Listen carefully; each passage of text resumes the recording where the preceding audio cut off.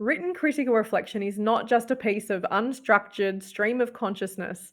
And by that, I mean you're not just emptying the contents of your thoughts and feelings onto the page. If you're sitting down to write your reflections and not too sure where to start, or you feel like you just start waffling about the day or week without any clear focus for your reflection, you can easily fall into the trap of just writing what comes to your mind without any evident structure. Writing a piece of reflection without a structure can feel like you're a boat without a rudder. It can be hard to find a clear focus or direction for your discussion.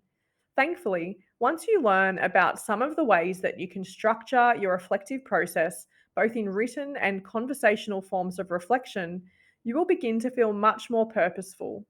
I will be introducing you to some strategies for bringing more structure and purpose to your reflections throughout this module series, so stay tuned.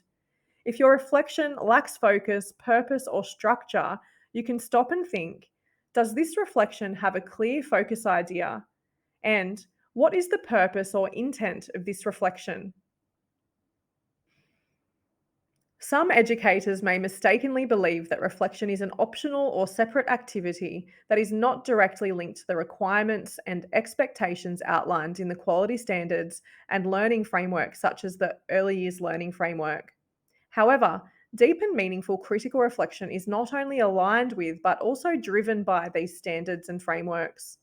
Often, the types of reflection that I've been talking about, the Dear Diary, venting, negative, waffly, or unstructured forms, are disconnected from national quality standards or frameworks.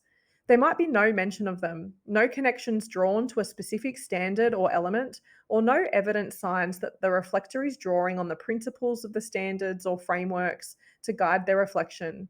If you're keeping the standards and frameworks in mind as you reflect, even using specific elements of them to guide you towards deeper reflection, then you can often avoid many of the common pitfalls I've been talking about.